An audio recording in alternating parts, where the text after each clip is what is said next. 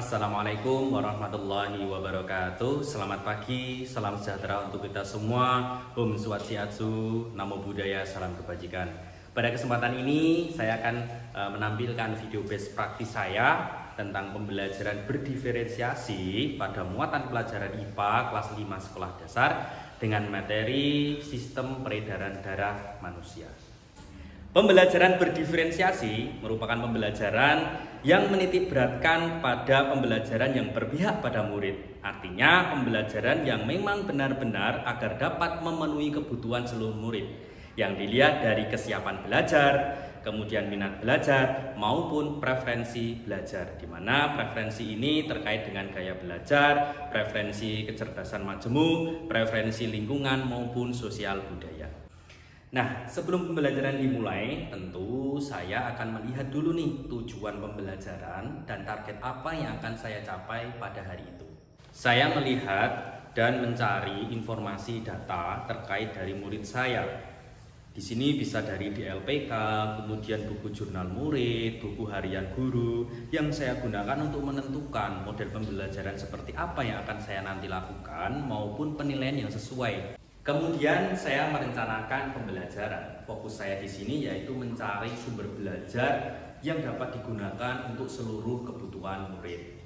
Dari artikel, kemudian membuat kartu pertanyaan, mencari bacaan yang dengan tingkat yang berbeda-beda, menggunakan Chromebook, poster, maupun berbagai sumber belajar yang lainnya yang nantinya dapat digunakan siswa untuk mengkonstruksi sendiri pengetahuan dan pemahamannya tentang materi sistem peredaran darah.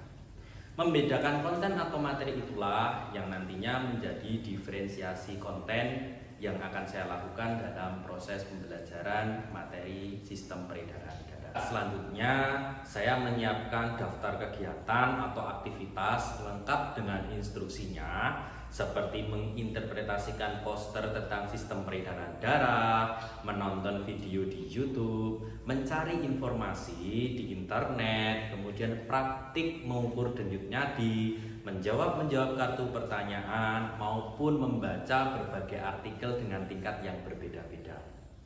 Aktivitas-aktivitas tersebut walaupun berbeda-beda tetapi tetap dengan tujuan yang sama, yaitu agar murid dapat mengetahui cara kerja sistem peredaran darah pada manusia. Selamat pagi. Nah, salam sejahtera untuk kita semua. Semoga kita semua sehat ya. Ini walaupun hujan tapi kita harus tetap semangat dalam menjalani pembelajaran hari ini. Oh ya, seperti kata kemarin Pak Guru, hari ini kita akan mempelajari tentang, ini sistem peredaran darah pada manusia. Tujuan pembelajaran hari ini, kita semua akan mempelajari tentang sistem peredaran darah pada manusia dan membuat model sederhana cara kerja peredaran darah pada manusia. Siap? Ya. Oke. Kita nanti akan belajar cara berkelompok. Kelompoknya seperti apa? Jadi kelompok ini akan Pak Guru tentukan dari pemahaman kalian dalam membaca suatu bacaan selama 2 menit dan langsung nanti menjawab pertanyaan. Oke, siap? Ya. Besok. Pak, ini.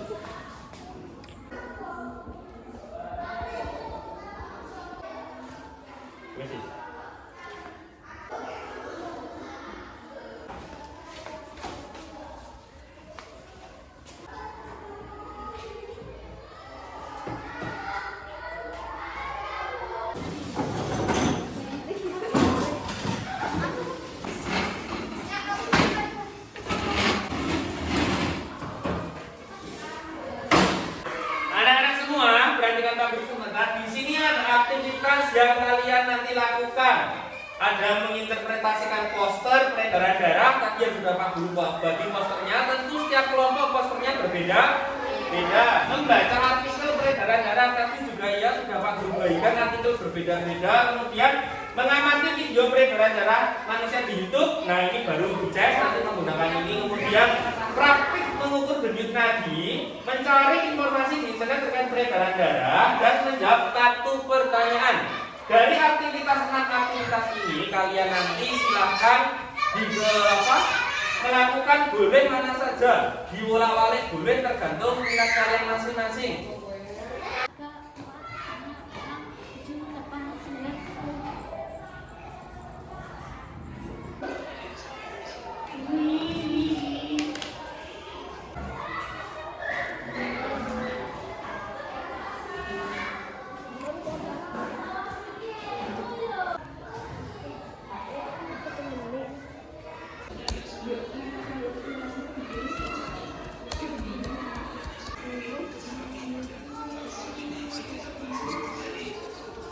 Selama proses murid berdiskusi dan berkelompok, saya mengobservasi dan memantau perkembangan setiap kelompok, mendatangi setiap kelompok, memberikan pertanyaan lanjutan ataupun memberikan tantangan lebih untuk kelompok yang membutuhkan. Kemudian saya membawa catatan-catatan sederhana, catatan-catatan penilaian yang nantinya saya gunakan informasi itu untuk menyesuaikan tingkat bantuan yang akan saya berikan kepada setiap kelompok.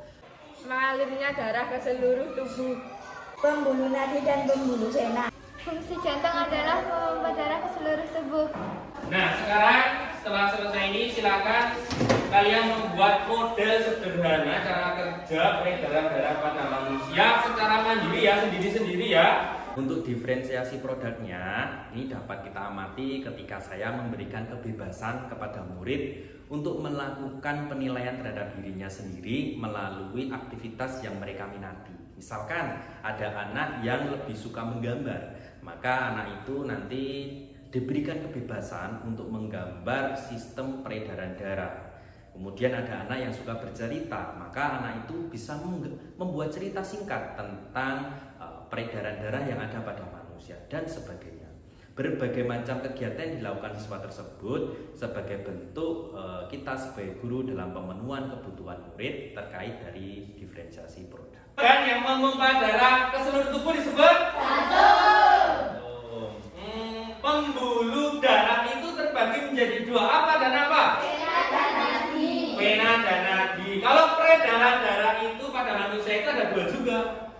Besar dan kecil.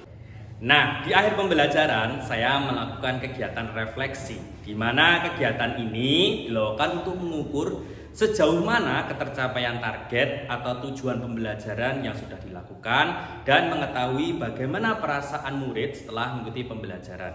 Senang karena asik. Senang Pak karena bisa bergerak-gerak. Catatan-catatan penting yang saya peroleh akan saya gunakan untuk perbaikan kegiatan pembelajaran selanjutnya. Ini tadi pelajarannya, kalian senang tidak? Senang. Kenapa bisa senang? Oke, banyak aktivitas. Di mana aktivitas itu kalian boleh memilih sesuai minatnya masing-masing. Ada tadi yang memperoleh materi lebih ringan, ada yang lebih berat, ada yang tentang komposisi darah, ada yang tentang pembuluh darah, peredaran darah berbeda-beda.